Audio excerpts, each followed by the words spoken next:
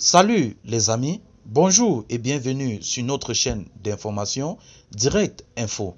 Alors si vous êtes nouveau, abonnez-vous sur la page et surtout activez la petite cloche de notification pour ne rater aucune de nos épisodes d'information. Nous allons prendre un pan aux côtés du Burkina Faso avec cette information qui est à notre portée et qui fait polémique. L'arrivée du groupe armé russe Wagner au Burkina Faso. Mais avant de continuer cela, nous tenons à vous rappeler que les images que nous utilisons dans nos différents épisodes d'information sont à titre illustratoire. Alors nous vous implorons de rester bien sûr poli et courtois au niveau de vos commentaires, sous peine de ne pas les voir supprimés. Merci et bon visionnage. Alors, chers amis, comme nous l'avons si dit aussitôt à l'entame de nos propos, l'arrivée du groupe Wagner, groupe armé russe au Burkina Faso, ou du moins la présence de Poutine au Burkina Faso de manière distante. Mais avant de lancer dans ces propos, nous allons vous faire un rappel notamment sur les terroristes qui ont été abattus.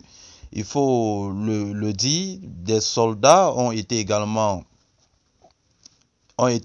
tués et une trentaine de terroristes abattus le samedi dans le nord du Burkina Faso lors d'une attaque de djihadistes présumés contre un détachement militaire, a annoncé l'état-major burkinabé des armées. Le détachement militaire de Bouzanga, une localité de la province du BAM, située dans la région du centre-nord, a vigoureusement riposté à une attaque de sa base le samedi par des terroristes venus en très grand nombre et lourdement équipés, selon un communiqué de l'armée. Il ajoute également que 5 militaires ont été mortellement atteints et 10 autres ont été blessés au cours du combat. Le bilan provisoire établi fait état d'au moins 30 terroristes abattus selon l'état-major, qui souligne que les assaillants ont dû battre en retraite face à la puissance de feu, les éléments du détachement et à l'intervention de l'aviation. L'armée affirme également que dans l'heure de Bagdad, plusieurs terroristes, dont certains blessés, se sont fondus aux populations civiles pour tenter également d'échapper à la poursuite des militaires.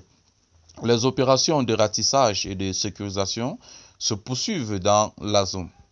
Après la fuite des djihadistes présumés, de l'armement individuel et collectif, des munitions, des motos, une trentaine d'ailleurs, et des moyens de communication ont été récupérés. Un véhicule blindé et des pick-up armés utilisés par les terroristes pour attaquer la base ont été également saisis selon le communiqué.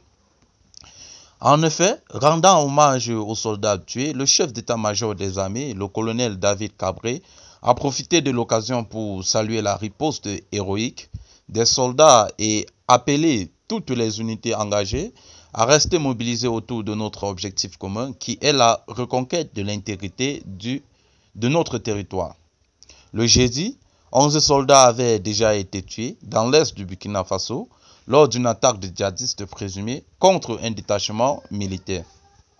Il y a également une semaine, une quarantaine de supplétifs de l'armée et de civils avaient été tués lors de 3 attaques présumées dans les mêmes régions.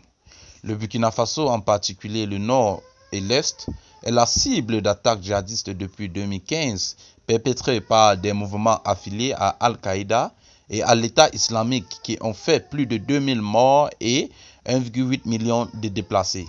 Le nouvel homme fort du pays, le lieutenant-colonel Paul-Henri Sandaogo Damiba, qui a renversé fin janvier le président élu Roch Marc Christian Kaboré, accusé d'être inefficace face à la violence djihadiste, a fait la question de sécurité sa priorité.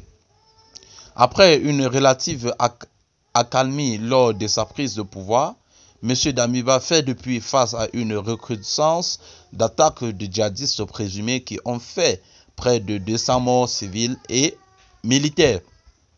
Alors, chers amis, comme vous pouvez le constater, la prise de pouvoir par le colonel Paul-Henri Sandaogo Damiba s'inscrit dans cette logique de question de sécurité comme sa priorité. Mais également, il faut le dire, les attaques se font de manière récurrente depuis un certain temps.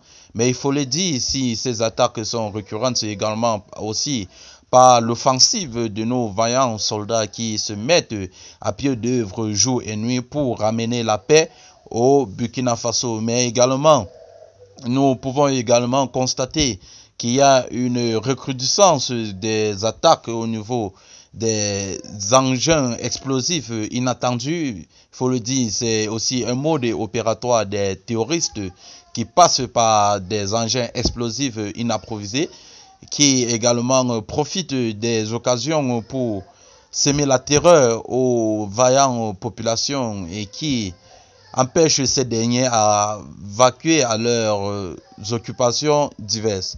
Alors, chers amis, c'est ici que s'achève cette note d'information. Toujours est-il que vous informez notre mission principale. Alors, si vous êtes nouveau sur la page, activez la cloche de notification pour ne rater aucun épisode de nos informations. Merci et bye bye.